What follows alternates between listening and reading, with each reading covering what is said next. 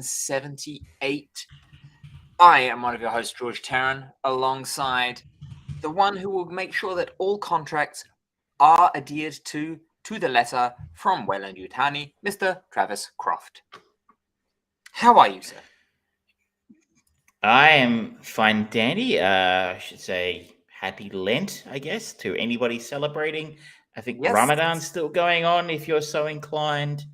Um, Or just yeah, celebrating a long weekend early.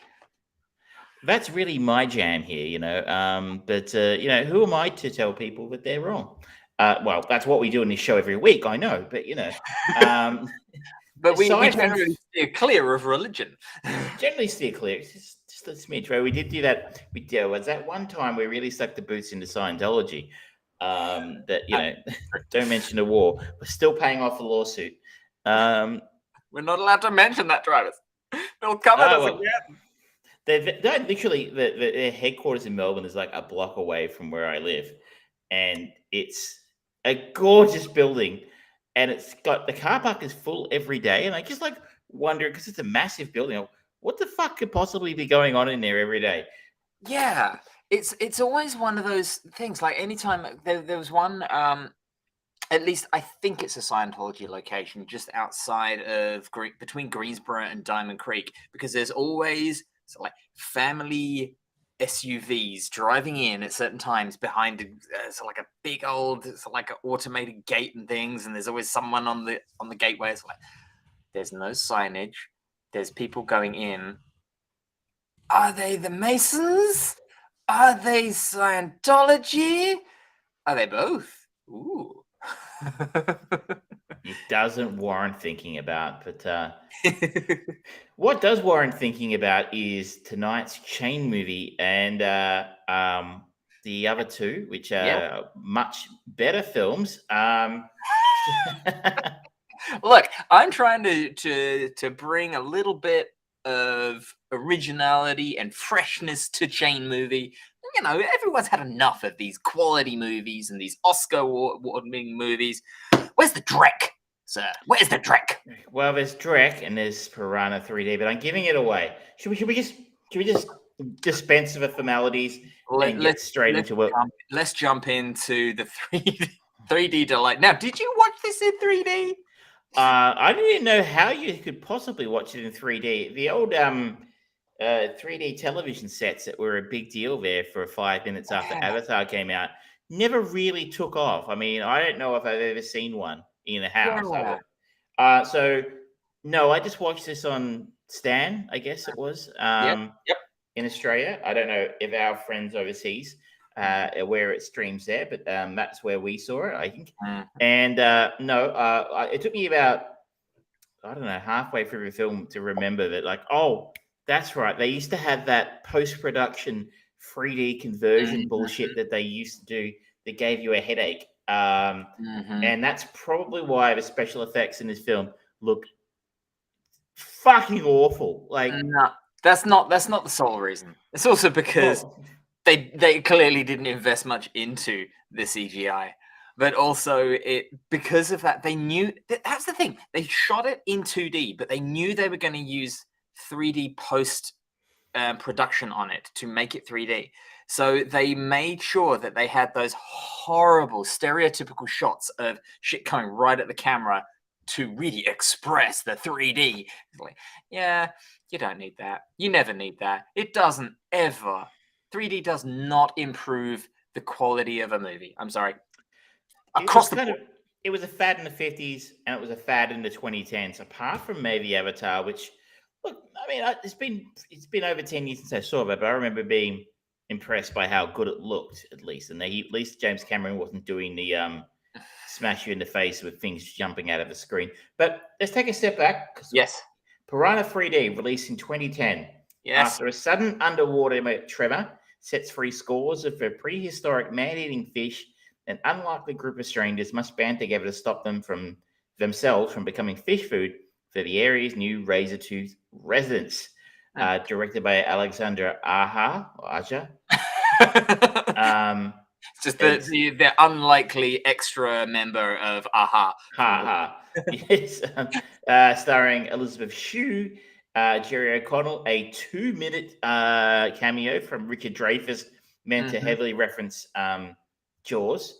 Yep. A 2-minute cameo from Christopher Lloyd, a 2-minute cameo from Eli Roth, our link to the previous week's film, Ving Rhames slumming it, and an interesting and unexpected turn from Adam Scott of the Parks and Rec and more recently the new season of Party Down. And there was one of my home country's homegrown talents, Kelly Brook, in there, which still, I don't know how she gets where she gets except her body. Did she really get anywhere though? Because she hasn't made a film since 2018. And well, isn't she like shacked up with Billy Zane or something? Because they made a movie together, and I think I don't know. I really wouldn't know. It's her spouse, according to IMDb, is someone called Jeremy Parisi. At least good old who looks like a male model if I'm looking at his shot on IMDb. Maybe she was. I'm not sure if he is anymore, but I'd never heard of it. My question was going to be to you, and I need a really fucking good answer for this. What the actual fuck were you thinking with this film? Because just what the fuck? Well, let's break it down. So, I've never watched this movie. So that it's a tick in what we always try to do for the Chain movie. We try and watch movies that we've not seen. We haven't really done anything in the horror element. So it's another mildly fresh element in that reason for being Chain movie. It gives you tons of opportunities of where to go. You've talked about Richard Dreyfuss and Christopher Lloyd. So you've got connections going back in the annals of Hollywood movie. You have got some of the more unusual connections. Like this has set you up perfectly for Kangaroo Jack, man. There are a lot of places this could be. One could go with this. Richard Dreyfuss is another person who hasn't done a lot of work lately. His most recent credit being 2022's Save Christmas, which would make a nice 1-2 punch with whatever that Kirk Cameron film you had to watch a few years ago was. No, I'm not subjecting you to that level of direct. I don't know. This film would be fair income one of the worst films I have ever seen.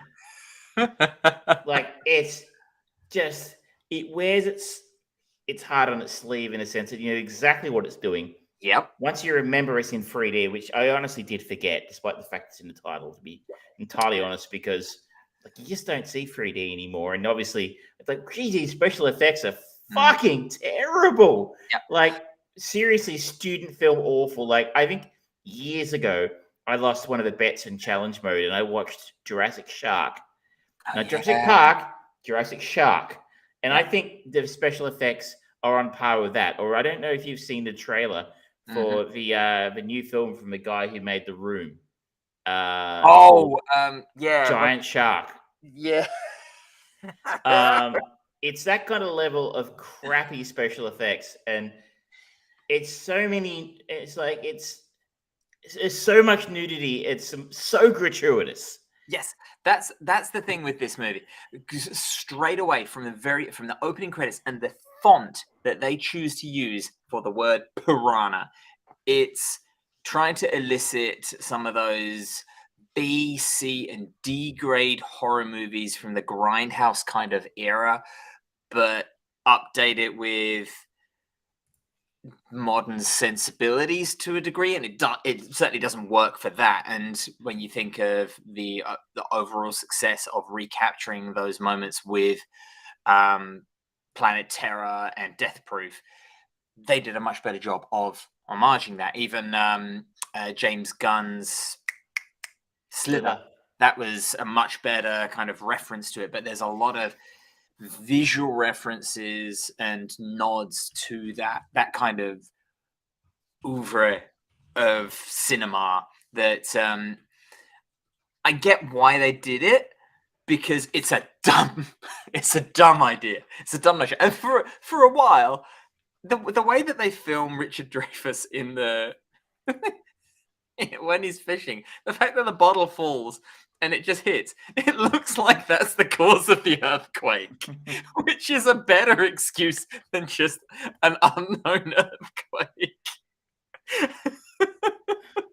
So the sequel to this almost tells a bigger story than the original. The sequel to this is Piranha 3 Double D. And it is a direct sequel to this, as Ving Rhames plays the same character in that film. David Hasselhoff's in that one, which is tops. See, I could have gone straight to that one, man. You could have, but you can't really just skip ahead like that. That would be. But this is a sequel to one of Jim Cameron's earliest movies. Then his first film was Piranha 2, I think. But he got fired after 3 days, if I'm not mistaken. Creative differences. But I don't know if this really references that, though. Apparently, they did at some point want to have the previous Joe Dante and James Cameron do cameos in this, but James couldn't make it, which is very convenient. Sorry, I'm busy doing other things. being a success. Now, as a side note to what you said before about the 50s and the 2010s being that moment in 3D, there is a nice little quote here from Richard Dreyfuss. He says, I don't know anything about Piranha other than the work I did on it. I worked for 2 days in the middle of the desert, got my check, and then left. I didn't understand 3D in the 50s, and I can't say I get it now either. I just don't see what the big deal is. It was a way. It was a way to sell a ticket for a little bit more money. It's basically if you're young who doesn't around for watching films 10, 11, 12 years ago when this came out, that was basically it. It's a bit like they kind of do now. Like they're trying to do the premium cinema experience here. They sell you shitty, overpriced chips and cocktails. When I was a kid, the idea of I remember I went to Russia myself on a trip in 2003, and they let you take a beer into the cinema because it's fucking Russia. I was like mind blown. I could take a drink into the cinema. It's a new thing here. It's very common now. You take a drink into the cinema and premium seat. So it's very much an add-on $10 or whatever it was for the 3D movie. Shit like this. Good evening, Richard. Howdy, Richard. Let's bring his little chat up there. Good evening, guys. It's weird, but I've just been emailed by Village Cinemas regarding Guardians of the Galaxy 3, which is coming out soon. And I saw the trailer and thought I would touch base with you. It left me thinking, oh my effing God, it's a kid's movie. It even has skydiving Teletubbies. What the hell happened there? I know you've moved on from talking about this a long time ago, but these are my first impressions. Not good. I think it looked too bad. I am a little skeptical, though, given James's last effort was the holiday special, which was we don't mention Christmas specials. It was fucking terrible. Like it's people who rated it good. You gave it good ratings. I'm like, I don't know what you saw, but it wasn't good. It was terrible. So you will. What it ends up being. He's had a bit of a Midas touch when it comes to Guardians, He's been in spot, but I mean, Marvel hasn't done a good film now for a while. They've had one hit, I think, in the last Spider-Man. The Spider-Man film from last year was No Way Home. Yep. A good one before that was probably Endgame. Well, I mean, certified genuinely good, not that's good compared to other movies that are out there. Yeah, it's been a hot minute. I generally enjoyed Shang-Chi. That was I liked that. Shang-Chi was okay. Yeah, but it's generally the quality is sort of like, oh, that was fine, or no. Looking your way, Eternals, and Black Widow, and Quantumanium. and Yeah. all TV stuff. Oh no. Let's get back on track. Rabbits, Richard. That's. I mean, we have been trying to avoid those.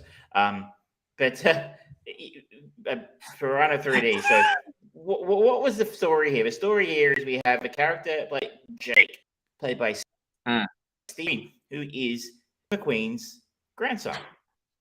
Yeah. The Steve, and he's not on anywhere near as well. Others, if you check. And he is. He lives near the lake Victoria, and has been tasked by. Sorry. It wasn't filmed in Lake Victoria. Apparently, it's filmed somewhere else because they didn't want bad publicity about Lake Victoria. I didn't even know it was a thing. I didn't. Never was. Anyway, Jake's mum, played by Elizabeth Shue, is the local sheriff or police officer, and she has tasked him to stay home for the weekend to look after his younger brother and sister. But he go and make some money and spend time with his crush on the boat of Derek Jones, played by Jerry O'Connell, who is absolutely hamming the living fuck out of it roll up. Completely, he knows exactly what movie he's in, and he steals every scene he's in because he's just ridiculous. Yeah, he is. He's playing a parody of a real person. I don't know if anybody else is old enough to remember Girls Gone Wild. They used to advertise sort of vaguely vox pop porn late at night on TV. And apparently the guy who founded that was a bit of a wild child, and that was who that character was based on. Apparently. So Jake pays his brother and sister to keep their mouth shut and look after themselves for the day while he goes out on Derek's boat with the aforementioned Kelly Brook and who plays Danny, and Riley Steele, who is a porn star, playing Crystal. And they are a couple of the models who Derek is shooting for the day, along with his crush, Kelly, I think it was. Yes. And they all end up going out the boat. And it just so happens the day before or whatever was the earthquake that set loose all the piranha. And now hundreds of piranha in the lake, and his brother and sister, I kind of tuned out for a minute. They end up on an island in the middle of a fucking lake somehow. And hilarity ensues, particularly at the wet t-shirt contest, when the piranhas are a late entrant.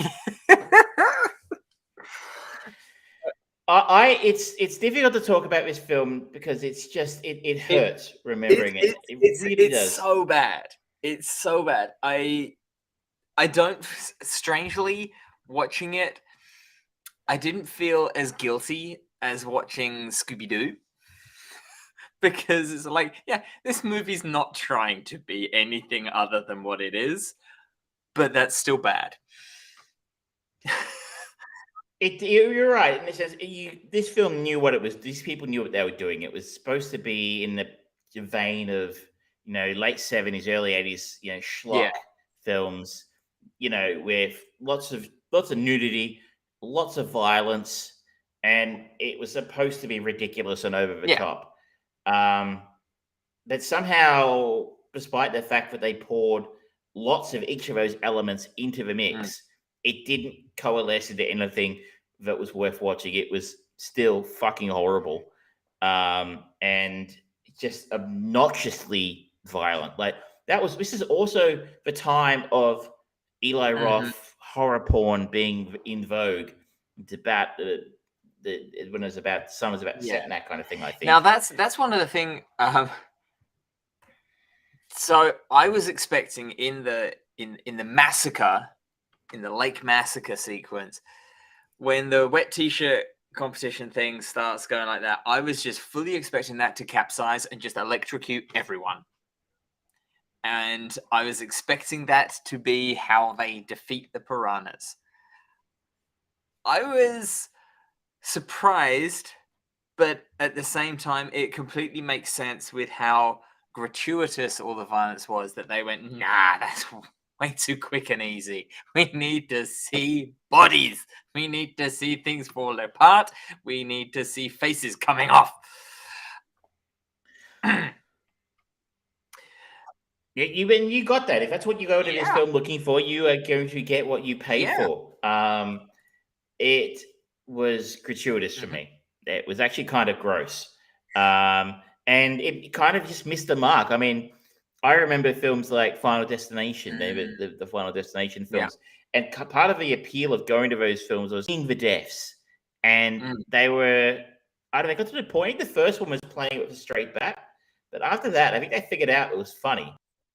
Yeah. They almost played them for laughs. So, Well, it's the wonderful thing of in those movies, every death essentially becomes a more and more elaborate Rube Goldberg machine, leading to yes, death, and that's inherently funny. And the first time you do that, it is sort of like, oh wait, what's happening? Wait, the wind has just rustled the curtains just enough. Oh, it set the thing on fire. That's gonna cause they're gonna burn to death. Oh no, it's going even more. It's gonna set off the fire alarms and they're gonna be trampled as they go out of the building. Blah blah blah blah blah. You have that question, but second time around, it's like, okay, no, this is dumb and stupid. Let's just play it as that. the film redefines dumb when Ving Rhames and Elizabeth Shue's character, the piranhas in a lake with shotguns. You know what's even funnier though?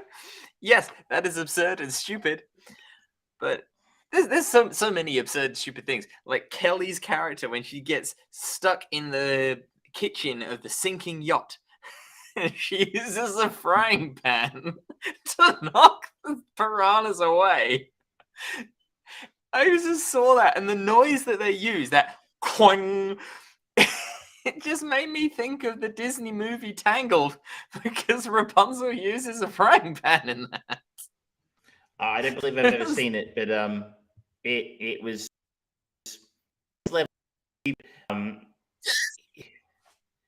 it was mind-bogglingly terrible.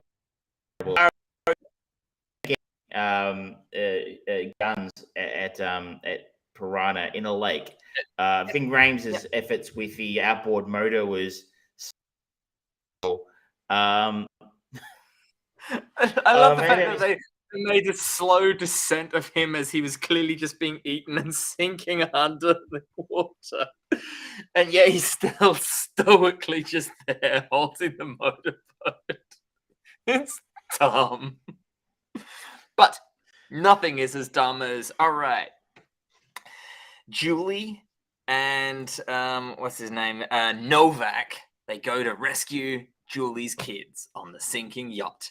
And they throw a rope and they make a line. And then she goes over to go and help them. And then it's like, yeah, okay, we've got to get off. Everyone on the rope at the same time. What did they think was going to happen? Send the kids first. Yeah, I just it kind of defies talking about this film. It is bad, bad, bad. If you just want to watch some hot chicks with fake boobs get devoured by piranha, you know, go for it. I guess this is your Citizen Kane. You know, this is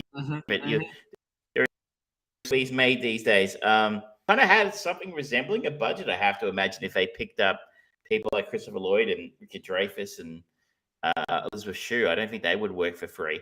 But my warning with this will be give this a very, very fucking. Like, if nothing else, just for the god awful special effects, like that, and they're not explained. You're right. They're explained by the that probably makes it worse.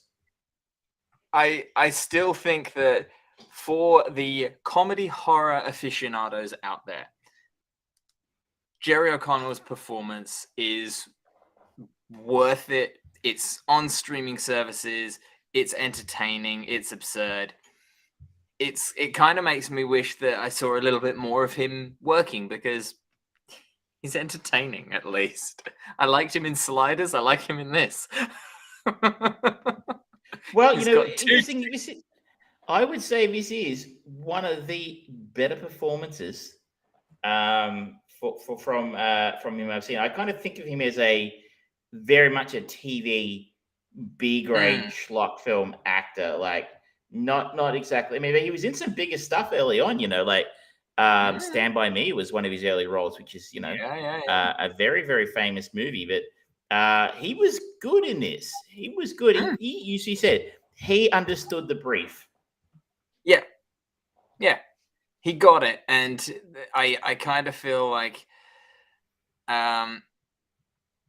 everyone else was sort of like, all right, well, they're our main story, so we need to keep them in the movie.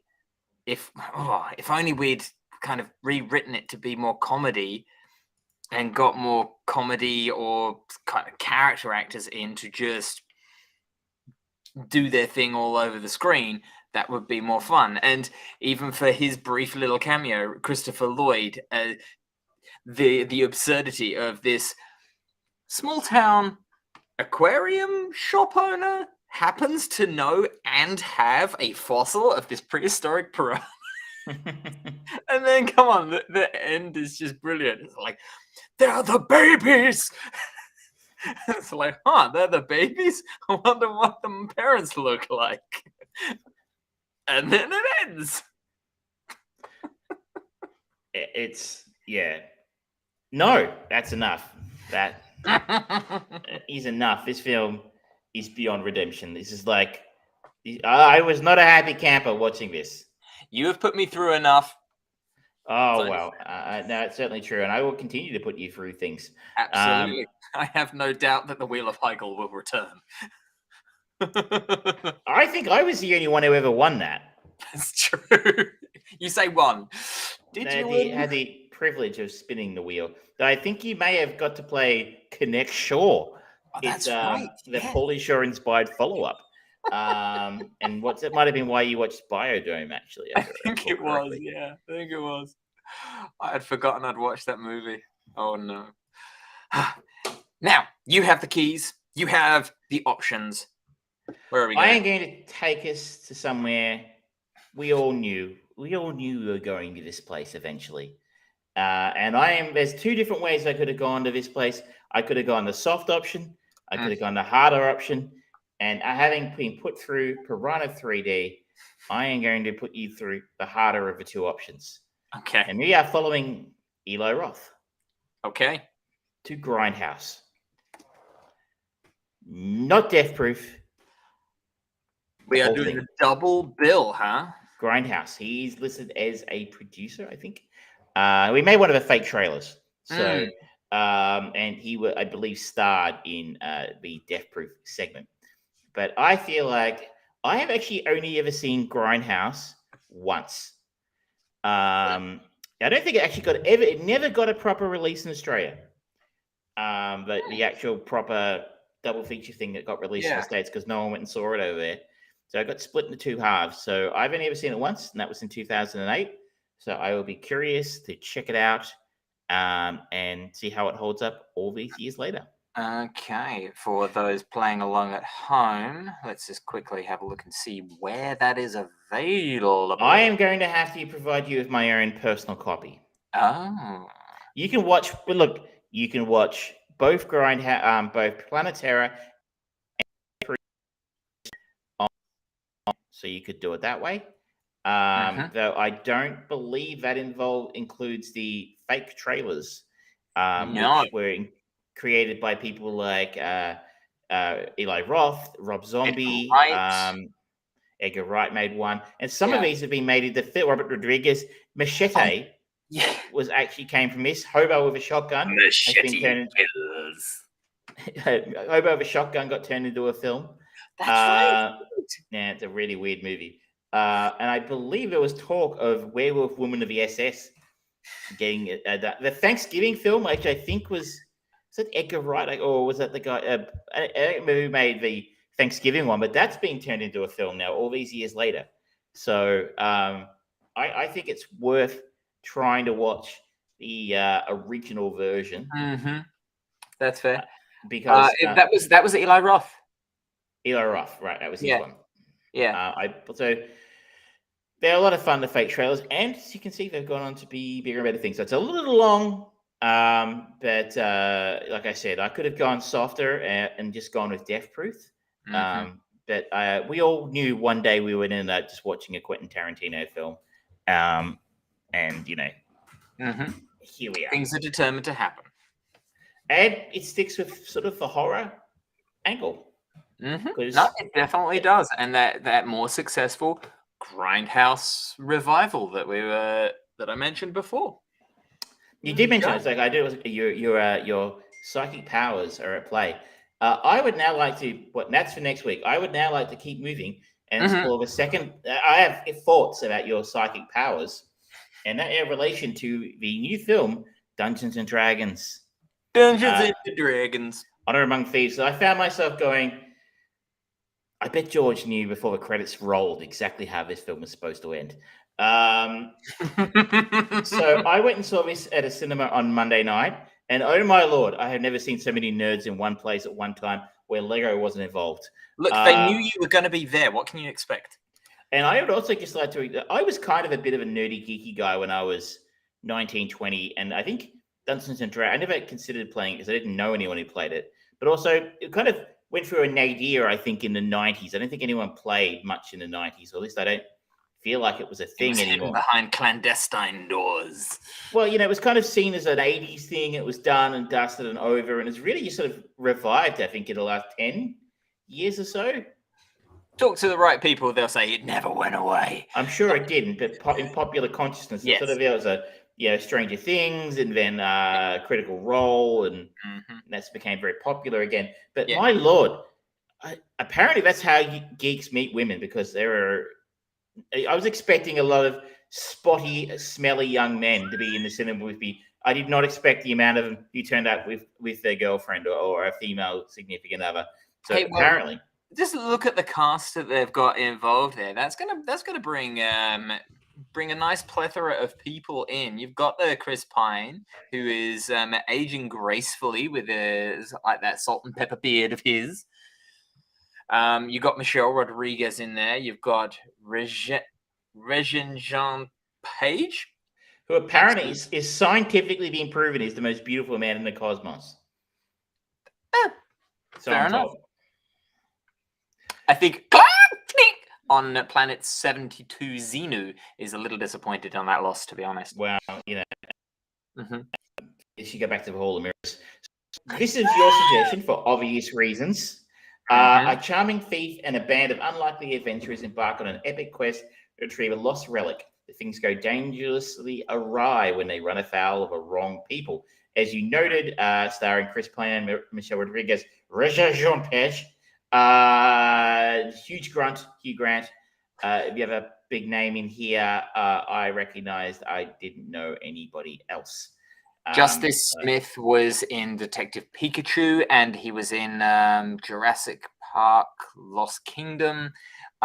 Sophie Lillis, she was in It. Yes, of course, she played Beverly Marsh, I think. Yes, young Beverly.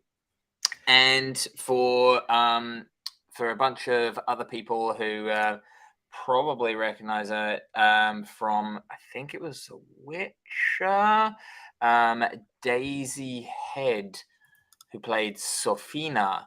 She has been slowly but surely turning up in a few things.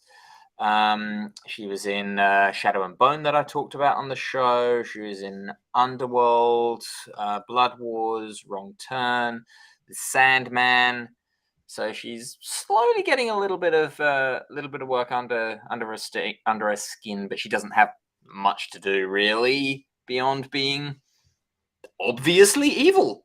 I don't know how anyone looks at these people walking around in black hooded things with bags under their eyes, looking bad and not smiling or laughing, and just going, "Yeah, you're totally on the up and up."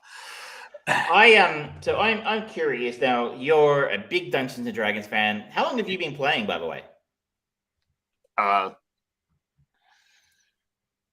6 years. Only 6 years. Yeah.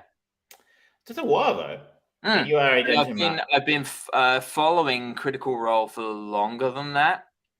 It wasn't until coming to Australia and joining the Murder Game group that I hooked up with my now regular D&D family for D&D sessions that started off as a player. Now I'm a DM and a player, and it's fun. It's highly enjoyable. So your opinion on this, I feel, is going to weigh a little higher than mine. As a fan, what did you make of it? I thought it was actually pretty good. Overall, I think that sort of like the references to all the different creatures and their creature effects look pretty good. Like we're open with. I did like. I don't know if it was intentional or not, but the homage to the opening of Jurassic Park with the carriage kind of being backed on. I just kept on having in my head, shoot her! Shoot her! As they're trying to offload the Velociraptor. But this time it's a new inmate into this ice prison. I liked the way that the Aarakocra kind of looked when Alexander turned up for the viewing. The Dragonborns looked cool. Over what? Dragonborns, the like reptilian-looking one on the council. Okay. Yeah. The one thing that I didn't quite like was just the way that they shot the sort of like halflings and things like that.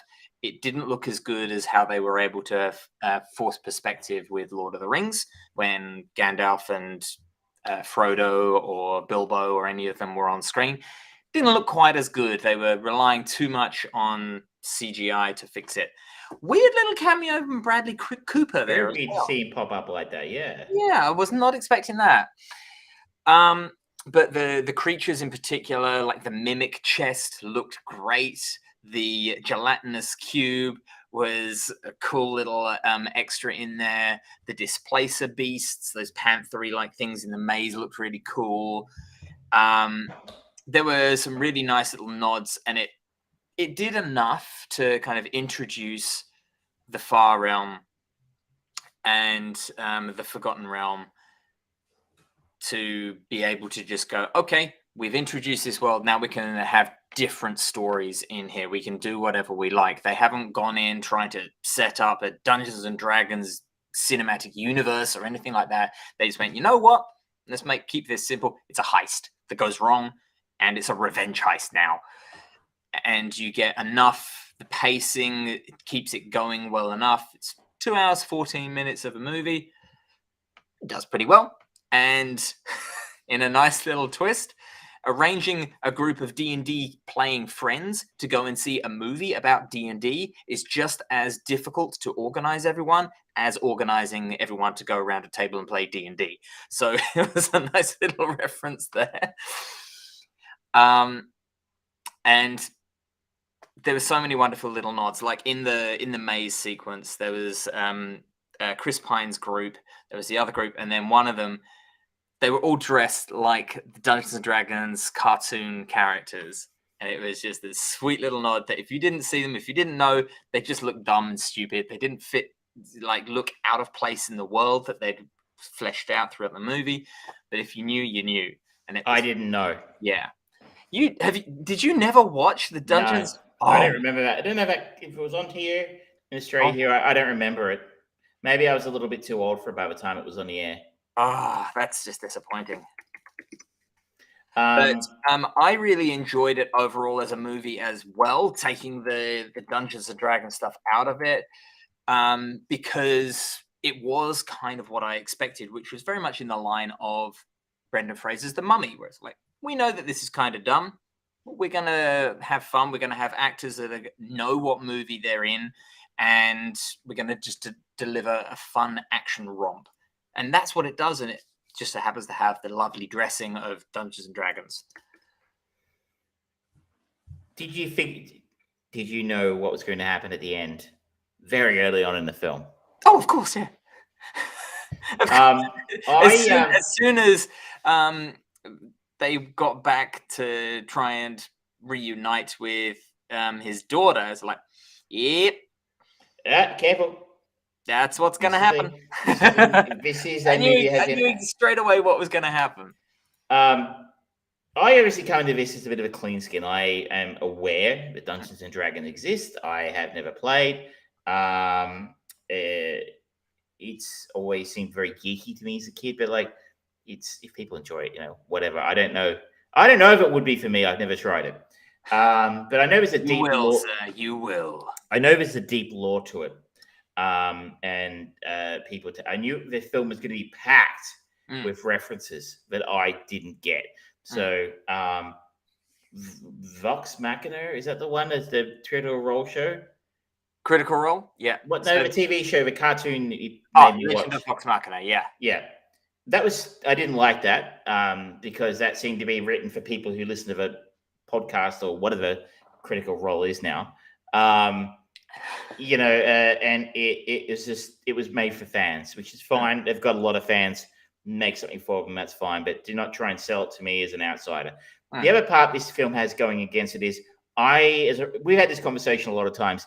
It's sci-fi or it's fantasy. Very rarely do those two crossover fandoms. And I am a sci-fi man, not a fantasy man. Now, the crossover happens. I liked Lord of the Rings a lot. But you have given me a setting of a film that's sort of, wizards and mages and all that kind of bullshit. And I'm kind of going, my interest level drops to about 0. So this film was pushing uphill from the start because of that. I want to say, though, it did push uphill fairly successfully. I enjoyed this enough to walk out going, that was worth it. I have some complaints. I felt they've started slow. I wasn't a massive fan of the plot device of him, telling his story quite like that. Though Chris Pine's wonderful in this. He's very quippy. It's almost, Lord of the Rings meets Marvel. A little bit. And that was took me a while to get warmed up, and maybe that was just because of me that my initial reluctance going, there are wizards and warriors and swords and magic and shit. I don't like that. But once it got moving, I was on board. My number one complaint is always the case, is it's too long. This is not a story that needed 134 minutes to be told. This film should have been an hour 50, hour 45, and a little bit snappier. I can't say specifically there was anything in there that was completely. There was no. What was the casino planet in The Last Jedi? I can't remember. Bite. No scene like that just could not make any sense being in the film. But it just needed to cut here. It was too long. I was getting a little bit tired by the end. I'm like, could you? I think in itself that's also kind of a reference to D&D, where very frequently you get sidetracked, and like the whole going off to go and get the helm in the Underdark. It's like, okay, that sequence and that story element in itself was cool, and the fact that they had an obese dragon is great, because you always think of like dragons like Smaug and these sort of like flying death machines, but one that literally, you know what? I'm just gonna slither everywhere because I cannot walk. It's a great twist on a classic character. I only thought that was kind of in bad taste, personally. Like, I mean, it's akin to, I know, a little bit woke here, but like, isn't it akin to fat shaming a little bit? Like, it's okay to point and laugh at the fat character. If the character was female, overtly female, or overtly, a trans character, for example, or queer coded character, and we had, look at the gay dragon, laugh at it, we would be like, no, you don't do that anymore. But if it's fat, you can laugh at it. That's a good comment. That was a thought I had while I was watching it, going, it's a little bit disappointing that we're still doing that. It's a little bit like, someone pointed it out to me after Fat Thor in Endgame. It's like, they're fat shaming. Because I remember thinking that the Thor character in that film was actually very amusing. But they do kind of take the piss out of him a lot, like, of his weight. And you're like, again, if he was a gay character, a trans character, a person of color, you don't get to make those jokes anymore, because, like, you've quite rightly decided that, there's nothing wrong with being gay or trans or whatever, and making fun of people because of it's not cool. So I'm going way too deep into a film that does not entail. Dragon Travers. But if we sub in a different type of character, and all of a sudden it's okay. Mm. If I had a criticism, it was insanely predictable. Mm.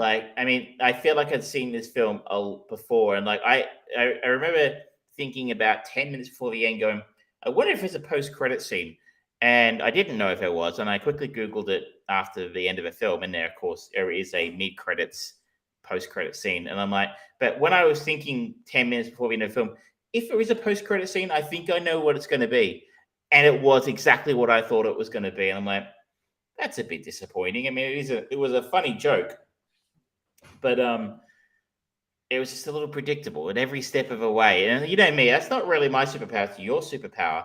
But every step of the way, I'm like, so it's going to happen. And, oh, there you go. That's what happens. But that's a minor criticism because they are playing in a very well played out space. If a film does have echoes of other films in there, I got echoes of the Avengers at different points. There were moments of Star Wars-y kind of moments as well. Yep.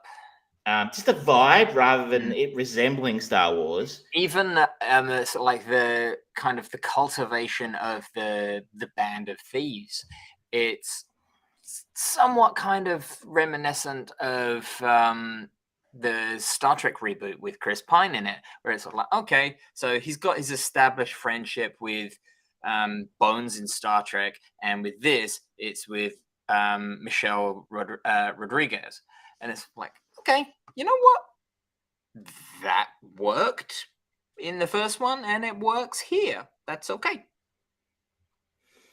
So yeah, it's Michelle Rodriguez gets a little bit more to work with in this film, which I liked. I mean, I read a thing in the trivia here, which I hadn't heard before, was that they liked emasculating their male characters because they thought it was fun. And that sets that's triggering for a lot of people these days. It's kind of a controversial one. Like you and I had a similar thought about, say, Captain Marvel, which did something, made every male character in the film look like a dick, which, obviously a lot of men are dicks. You used to work in a gaming store. You can attest to the dickishness of young men. Or Wonder Woman 84 did the same thing, even worse. And it's just, what the fuck? Who wrote this shit? Yeah. But that I did not get that vibe from this film at all. If that's what they were trying to do, they were unsuccessful, or they did it in such a way that it felt good-natured enough and it wasn't annoying. Well, I mean, looking at sort of like the core four of the band of Edgin, Holger, Simon, and Doric. Holger and Doric are definitely more confident in themselves and understand and know exactly who they are and what they're really going for, compared to Simon, who is just riddled with insecurities, and Edgin, who is a liar, but a kind-hearted liar. And so it's sort of like, okay, you know what? Yeah, that works. So the fact that she is the barbarian, is that the Chaos? And she just beats the shit out of multiple guys all the time, is in keeping with her type of character. That's a very Michelle Rodriguez kind of role to play. But I like that they softened her a little bit, and they had the scene with Bradley Cooper in it, they actually gave her something to do other than kick the shit out of people. And I kind of liked the relationship between her and Chris Pine's character. It was it almost weirdly, okay, go with me here, felt a little bit like Han and Chewie. Not in the fact that obviously she can talk and stuff like that, but the bond, it felt real in a sense that you kind of got the vibe, but this is two characters who have a great deal of love and affection for each other. I also like that they set them up not as a romantic couple. Yeah. And they didn't basically have a romantic angle on any characters. I mean, there's a soft indication that Simon did try to court Doric previously, but she said he made her sad. Which I thought was, I love that as a comment. Yeah, that was fun. It was funny, and but at the end he tries to have a second chance to quarter. Okay, spoilers, but nobody who saw this film was not expecting it to happen at the end. But like, that doesn't really. We don't spend a lot of time on that. Like, it's just sort of, it's a comment and it's gone. So Simon does have an interest in Doric, but like, we don't waste time with a love interest, which and the platonic, almost familial friendship between Edgar and Holger is a little unusual in film today. I don't think we see that very much. Yeah. So I liked that. And it was like, Michelle Rodriguez does get a little bit boring because she always plays the same kind of character. And she does again. She's not really stretching here. No. But the filmmakers put an interesting twist on it. I also liked Hugh Grant as Forge. Chewing their fucking scenery. Absolutely. He is the absolute perfect charlatan. They know what Hugh Grant is good at, and they just go, okay, yep, that fits. We need someone who you are not gonna like, but god damn, he's charming. And all right, you can get away with it. No, you're being horrible. And you constantly kind of torn because you kind of root for him in the way that you want him to have a redemption arc at some point, where it's like, oh, I've set all these people up to die or whatever. I can't let that happen. But he sticks the course, and I respect that as a character choice. He was really a lot of fun in this, and like, as like the best kind of film where you actually enjoy them scheming and being evil. And like, it's one of the fun lines. It's in the trailer. It's not a spoiler. So like, I don't want to see you die, so I'll leave the room. It's delivered perfectly, and it's brilliant. I think overall, the writing in this might be the film's strongest point, which is a strange thing to say for a film like this. It is written by three people: Jonathan Goldstein, John Francis Daly, who those two were the co-directors, and a gentleman named Michael Gilio. The Goldstein and Daly, I think, wrote a Spider-Man film as a it was Homecoming, yes, in 2017, which I thought was a pretty decent Spider-Man movie. They also wrote Horrible Bosses, which I haven't seen, but I know people liked. I think they were both involved in Game Night as well, which I didn't like quite so much. Michael Gilio, let me bring him up here, has a lot less on his resume as a writer.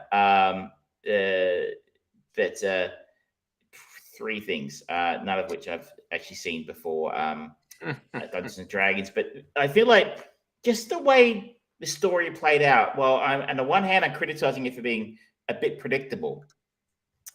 There was enough points of that's a bit clever, which kept me entertained. Like, as you said, the quippiness could become a little bit cloying. To Richard's point from earlier about Guardians of the Galaxy, those guys, all they do is quip, and it's almost become overdone in the Marvel universe now. But I don't know, I kind of found myself going, this is really cleverly written. Like, the involvement of a hero thither staff. If nothing else comes out of his film, someone somewhere is now going, we need to make a Portal film. 100%. The noise itself just kind of makes you think of Portal. And I've never even played Portal, so but I'm sure it is. Puzzle games, not my jam. God, it's so difficult. But I was like, everybody knows, everybody's thinking the same thing. They're like, Portal. So I is strangely a fan of this film because I thought the trailers looked like absolute dross. I don't think they knew how to market this. I think that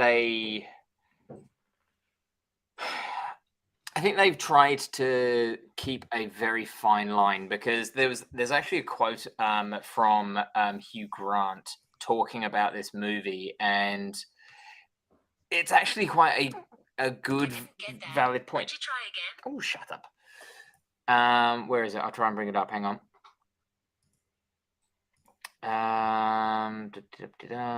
Hugh Grant spoke out on his concerns with the tough crowd that Dungeons and Dragons fans can be, as well as his hope for winning them over.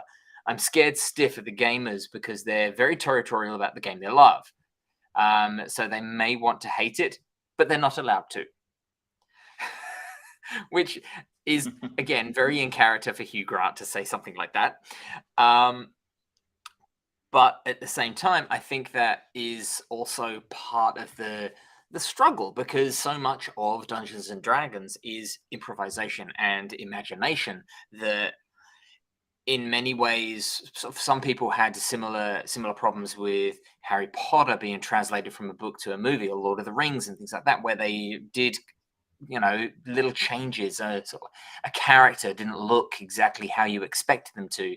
One of the big things that a lot of D&D people talked about from the trailers was the fact that the druid could shape change into an owlbear, which is a legendary creature, and they can't do that. It's not a beast, it's a monstrosity, so it breaks the rules of the game, but it looks cool. And the rule of cool in Dungeons and Dragons is usually one that wins out. So it's like, okay, where can we push the envelope? Where can we show a hand? What are we going to be able to do with the trailer that gets those D&D fans in, but at the same time isn't so insular, like Legend of Vox Machina, where it's like, okay, you know what? This is for a very specific crowd. So I get their difficulty. No, it is a tight. You're right. In terms of the actual final product, I was just surprised at how bad the trailers were for this. There's a number of people have come up to me after and said the trailer looked fucking terrible, and I thought they looked terrible. Refer them to any Marvel trailer. I think this is like. Then again, Marvel's got a lot on its side already. Marvel's got Marvel, right? It is what it is, right? And they almost don't need to advertise anymore. It's like, hey, it's a new Marvel film. You're going to see it anyway. Fuck off. Yeah. You are cordially invited to the cinema on June 14th. You don't really care why, do you? We're telling you. Yes, they're going to be doing. This is going to be a sky beam this time. Post-credit this scene. One is red. A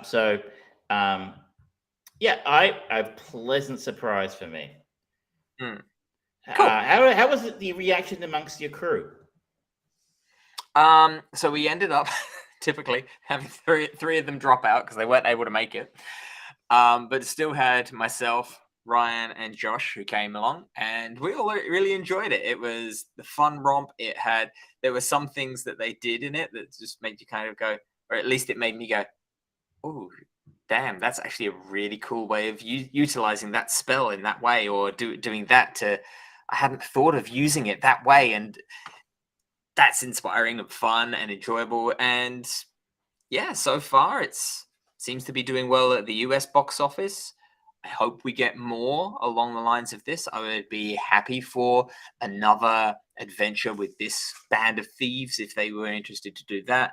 But at the same time, there is a huge, huge wealth of things that they can do with Dungeons and Dragons.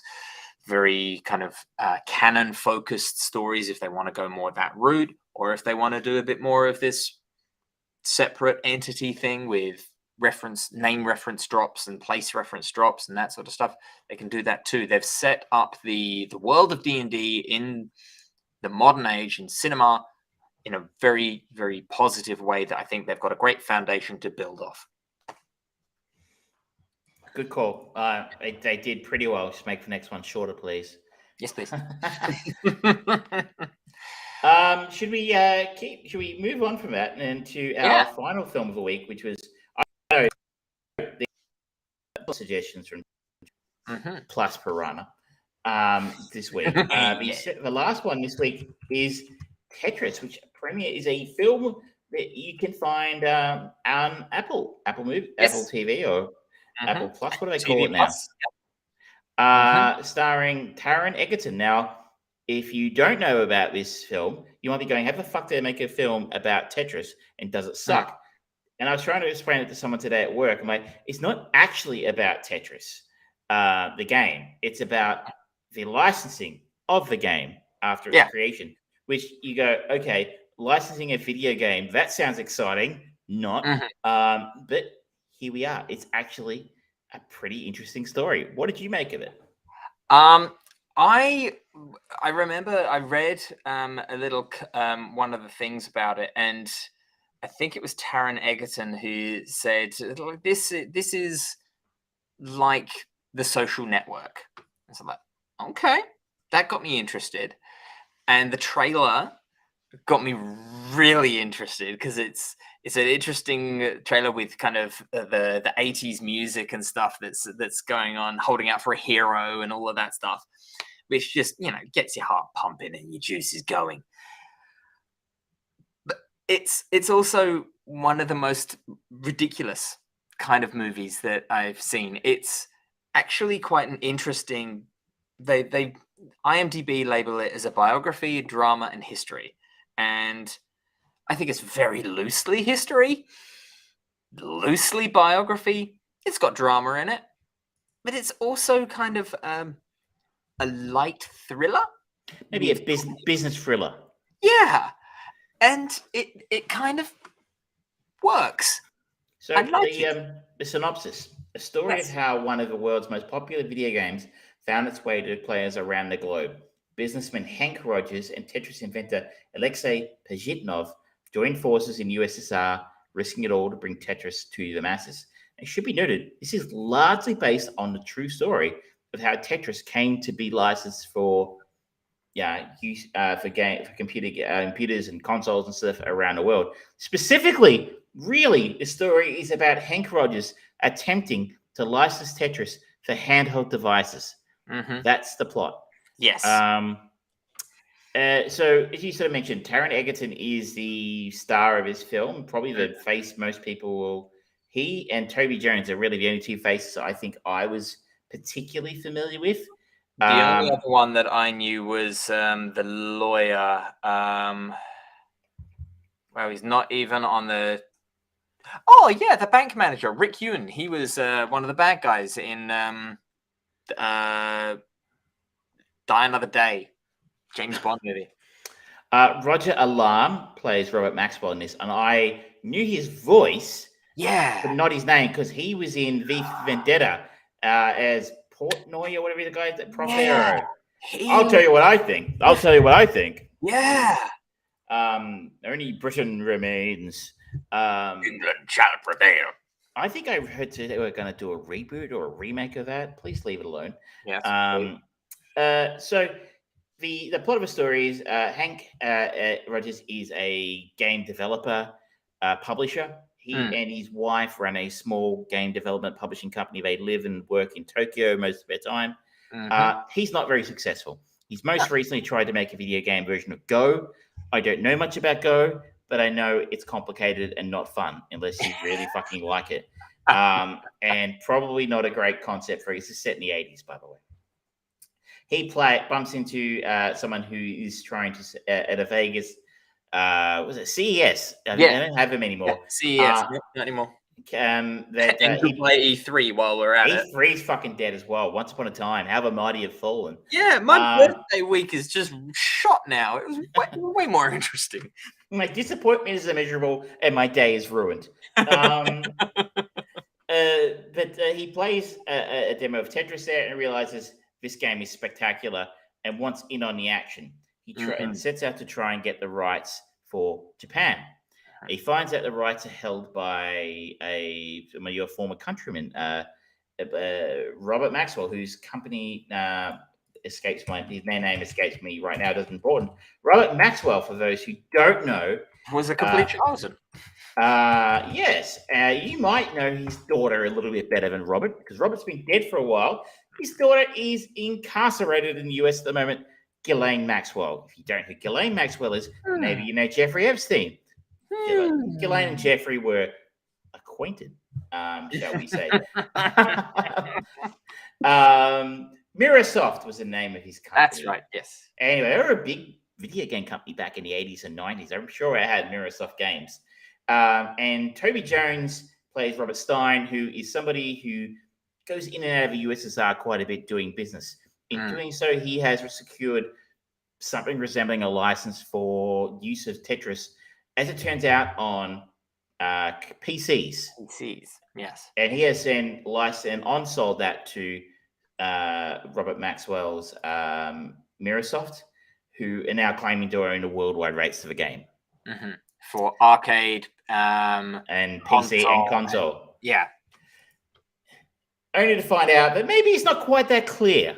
Mm-hmm. And that when Hank Rogers buys the rights to console and arcade in Japan, things start to get murky about who really controls what. And the only way to sort it out is for Hank to go to Moscow and try and get a handle on it himself by visiting the Soviet games company who technically owns the rights, and tries to negotiate with them and the creator in person, and hijinks ensue. And it's a really fascinating look as well into copyright law in the Soviet Russia, where it's like, oh, yep, Alexei may have made it, but it belongs to the country, and we will not sell it outside of the country and he doesn't get to profit from it at all because it's for the country, for the good of the communist country. It's like, yeah, okay, that's different. But there's a game development, and it's just so bizarre that arguably, I think up until Minecraft, this was the most popular video game of all time, the highest selling. That said, that is counting sales across multiple generations of consoles and platforms and stuff like that. But something like 500 million copies, I think.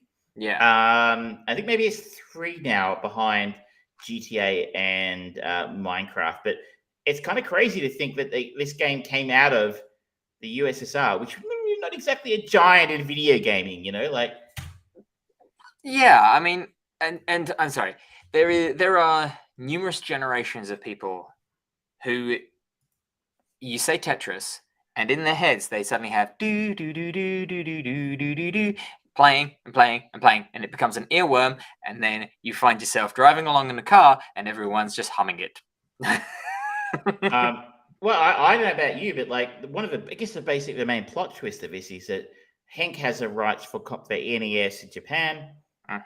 Yeah, the arcade rights are a bit murky, but then Nintendo demo the Game Boy.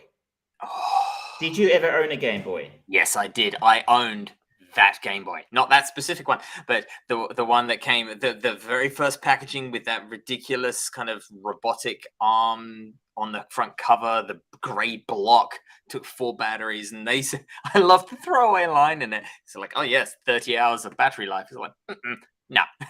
Nothing gets 30 hours battery life on like, why isn't it color? That would take 8 batteries or something. I did have a Game Boy, and I am very sadly, I think I sold it to a cash converter for like $20 or something like that. But like the hour, and it even came with a case. I had a hard shell plastic Nintendo case you could, with a shoulder strap, you carry around a little, and like, man, that would be worth a fortune now.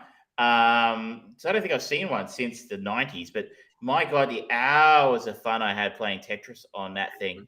Like, I think Tetris was far away the best game on it, at least that I had. And I see you just spitting in the face of so many Marios. Gargoyle's Quest. In fairness, I didn't have a lot of money. You just don't like fun, Travis. I didn't have a massive library of games to pick from, so I'm not exactly an authority figure on the matter.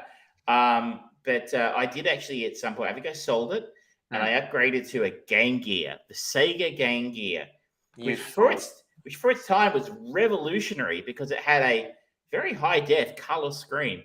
That took 8 batteries and chewed through them in 20 fucking minutes. So that was a bad call, but we're off topic as never happens here. It's still loosely on topic. But let's get back to the movie. There's all sorts of shenanigans going on. He doesn't really know how to navigate the Soviet. Hank sort of turns up on a tourist visa in the Soviet Union. Doesn't really know how to navigate, and sort of gets into it with the. Certainly doesn't know how to speak the language. He hires an interpreter to help him out, who has questionable motives. Yeah. And it gets into negotiating with the actual the owners of the game's copyright, and the Maxwells with all their power and might. They're also sort of in the game against the background of some of the shenanigans that would come back to haunt both Robert and his son. Robert died, I think, before that shit really hit the fan. Yeah, but there was suspicion around his death. I would say he died. Yeah. He fell off a fucking boat. Did he fall? Was he pushed? Look, Kevin Maxwell was exonerated. He got off. He got off in the clear. He was disqualified from becoming a company director, and now runs some weird NGO. It's not suspicious at all. Most of his film I really dug. Can I just call out this? You mentioned it earlier. The soundtrack is a fucking banger. Like I literally the other day at work, we work over here when we in our day jobs, Michelle and I, and we were sitting in here just banging away to the actual film soundtrack on Spotify. And this fucking rocks. Yeah. It's really fucking good. Yeah. It's not just George mentioned there were 80s songs, but We Need a Hero, I think it was, and Heart of Glass, I think, by Blondie. But they are like the Japanese and Russian versions of these songs. Yeah. It's a lot of fun. And that really helps set the scene. The art style of the film as well is brilliant. It was split into stages of the game, or levels, I think. Almost like the film split into chapters, but levels. And each level is introduced by a bit art, intro of, as you might expect from the era of the 80s and 90s. Later in the film, during a car chase that I'm afraid can only be described as tacked on, as the car chase proceeds through the streets of Moscow, as the cars smash into other cars, they take on again sort of an 8-bit sort of look while they're doing it. And I don't know, I really dug that. I thought that was a really nice addition that really helped set the scene added an interesting element to the film. Yeah, I agree, and that was completely made up. There was no car chase in real life or anything, but it was fun. It was kind of what the movie needed a little bit, considering the interesting mix of style that it was going for, because there's genuine threat from the what was the guy? There's like the head of international commerce or something. The Central Committee guy. Yeah, and he was almost like, there were elements of him that made me remember the Nazi general guy from Raiders of the Lost Ark. So like, hello, Fräulein. And it was like, okay, he's not quite that absurd, but he's also really quite scary, because he just turns up and he just has this rather nice conversation with Alexi's kids, doesn't really engage with Alexi, and it's like, okay, bye-bye, my little tennis players, gets in the car. It's like, oh yeah, that's really scary. That's just disturbing. And the sequence of so like him teaching the kids about gravity and size not mattering and stuff is like, ugh. But then you've got the kind of the almost comical absurdity of people fighting over the rights, and the head of the Russian company just literally moving from one room to another, just playing each other off each other. It's like, this is a good parody of what capitalism is. It does a good job of it. I wouldn't take that to mean this film has a lot to say. No. About capitalism, but one can certainly interpret it that way if so wished, or you can just watch this for a fun ride. Now, interesting question for you: Is this qualify as a movie based on a video game? Now, no. Curses. It skirts a line, but it is not about the game. Like, I have a feeling that, there's a Ridley Scott produced or directed version of Monopoly that's supposed to be coming through. That's been on the books for a long time. I kind of imagine it being more along the lines of this sort of thing, rather than an actual movie based on like what they tried to do with battleships. Oh god, yeah, that was not good. Yeah, but we're now on that precipice where there are becoming more quality video game, board game based or inspired movies and TV shows coming out that are slowly turning the tide. It's 10 years. We will be made right. We will be truth tellers. I read this week they're planning apparently to make another Street Fighter film. Yeah, I saw that. Because the last one was so good. Totally. You can tell it's. I think the wheels turning now. Like The Last of Us did the business. Mario film comes out this weekend. It's going to crush. I think it's going to make all the money. Whether or not this movie is kind of irrelevant. It doesn't matter. Like, Angry Birds made a shit ton of money. It was a terrible film. Yeah. This one this is premium, but like fucking Mario is like second to Mickey Mouse and that kind of thing. So, and let's just look at that one itself. This with the financial success of Mario Brothers, that'll be 2 Nintendo-owned properties that have been financially successful at the cinema with Detective Pikachu a couple of years ago, and this. It is only going to be a matter of time before we get an onslaught of slightly more mature options. Like there'll be some kind of the Zelda film is surely going to come, or a TV show of that. There'll be a Metroid one. There'll be whatever they want to. They've probably already got Uwe Boll knocking at their door saying, "Hey, I want to make Excite Bike the movie." It's gonna happen. And Sony have already, with their terrible Uncharted movie, they already put the bloody Sony Pictures and put all of the outlines for the staples of successful characters that they want to bring to the screen. It's like they're already doubling down on it when this first movie was trash. Well, God of War probably. That's probably. That's a TV show. I think they're doing for that as well. Along the lines of Tetris here, it's how long until we finally get Power Glove, the movie? I just want Bubble Bobble, man. Bubble. Yes. Wouldn't put it past them. We have cute little dinosaur creatures. We have Fallout coming from Amazon. Yeah. I'm not sure. Borderlands. I've said before, I'm not sure Fallout is necessarily the property that lends itself to scripted TV, but I love it, so I'll watch it. At least I'll try.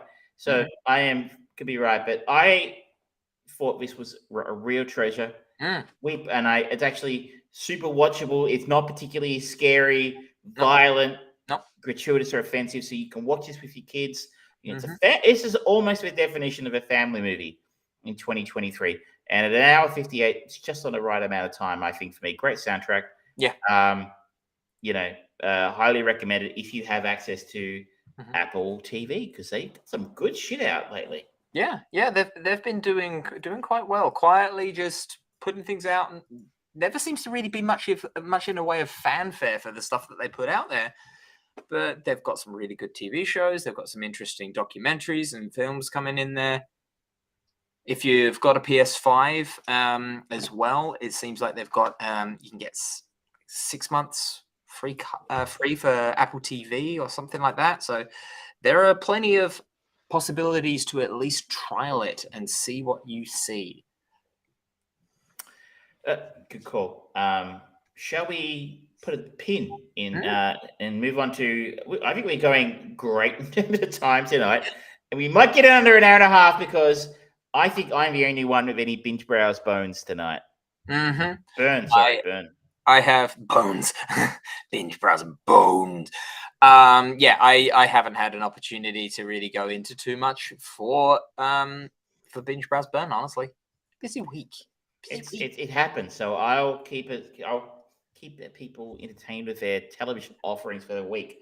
And the first one I would like to talk about is that maybe a little bit controversial in the sense that I didn't sit down and watch it, but that is Wellmania. This is a new entry on Netflix. I have seen the adverts keep popping up on Facebook for this. What is it? And Bill, so she must die young attitude. And the basic gist of his show is all about Celeste Barber. Now, as I said, it was a bit controversial because I just got to happen to be in and out of a room while this show was being watched by Michelle this week. And I'm not going to pass any judgment on her because, God knows that I like some absolutely terrible television. Like, one of my favorite things on YouTube is to watch dash cam videos. I fucking love watching dash cam Australia. It's one of my, so I have absolutely no leg to stand on about what's good and what's bad, other than to say that Celeste Barber, I'm guessing you aren't familiar with her. No. Australian comedian is the way of putting it. She became very popular on Instagram a few years ago, mainly through her parodying of celebrity thirst traps. So, they're sort of a hot, I don't even know who these fucking, Kim Kardashian style Instagram influencers looking hot and next to the pool. But she would sort of do parody videos of that, and people consider that comedy. But she was insanely popular for doing so, built a really huge Instagram following. Okay. I got to be honest, I'm not familiar if she did stuff before that. That's the first time I ever heard of it. She became really quite well known probably around about 2020 when or 2019, 2020, when she raised a stonkingly large amount of money for the Australian bushfire victims. Do you remember the bushfires? Yes. Before fucking COVID just took over. that other, one of the other sort of acts of God. So you kind of need to understand this because this show is all about her and her comedy and her characterization. Okay. Now I'm going to give this a soft browse. Okay. Which is actually a massive compliment from me. I can't stand this woman. I can't stand her. Her comedy is fucking reductive garbage. Okay. At least what I have seen to date. Her Instagram videos were deeply, deeply and powerfully unfunny. But, from what I've seen of her in this, she's got something. Okay. She's got something. She's got a presence on television. She's got a camera and the way she plays the character of the Live Fast, Die Young character of Liv in this, with a kind of an air of desperation. It's almost something a little bit like, because she's not I'm going to say it horrible here. She's not a stunningly beautiful person in the way that so many people on our screens are today. Like, she's not unattractive, but she looks like a normal person. And, I think most people know somebody a little bit like this or who were like this. I would not be surprised. What it evokes to me is almost like some of the characterizations you used to see Melissa McCarthy do before Melissa McCarthy became too big to waste her time doing that kind of acting and just plays a parody of herself now. Yeah. Not to say Celeste Barber is playing with body size the way Melissa McCarthy used to do. But it's just sort of in the sense that I can think of a film called like Spy, where they played up on Melissa McCarthy's sort of frumpiness, and but I don't know, I kind of like Spy, but I think she's got something, and it's just so.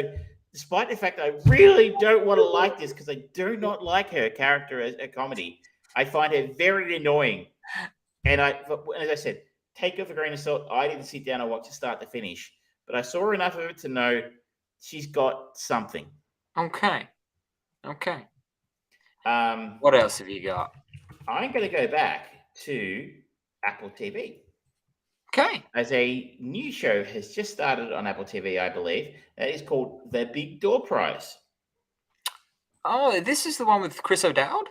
Chris O'Dowd. Now, caveat delivered, I would watch Chris O'Dowd read the phone book because I am a huge fan of the IT Crowd.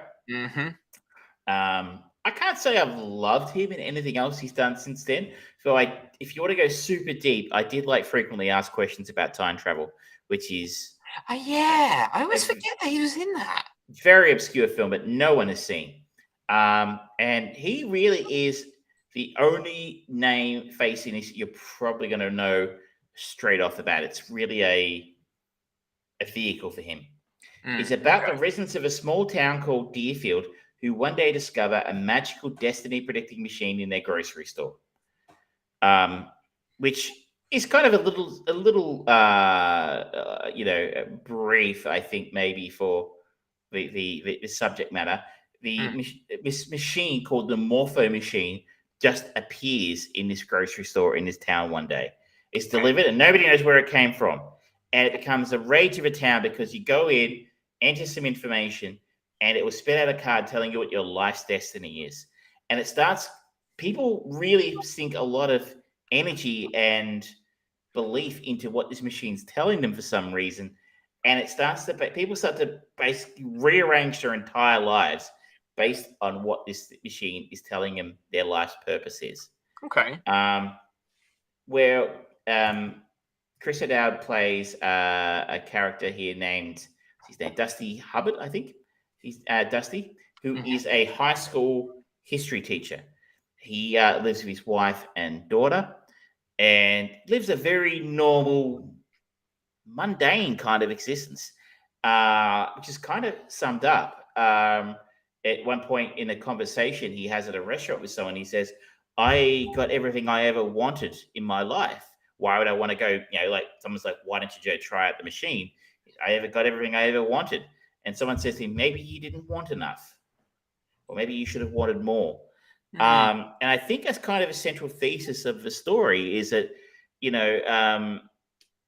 people being told they should want more other than what they've got.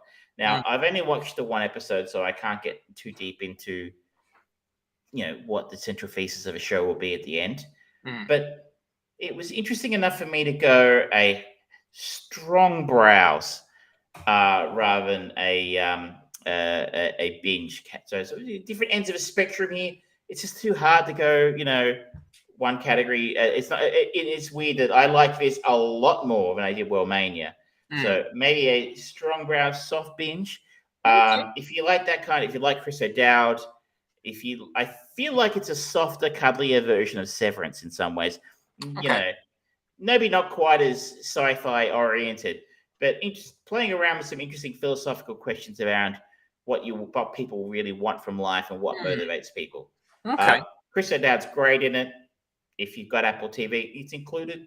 If you've got a PlayStation 5, apparently, it might be included. Worth a look. Okay. Now, like I say, I've got no binge browse burn for this time, but I will have for next, because tomorrow we have got the drop season 1 of Beef on Netflix, which I'm interested in.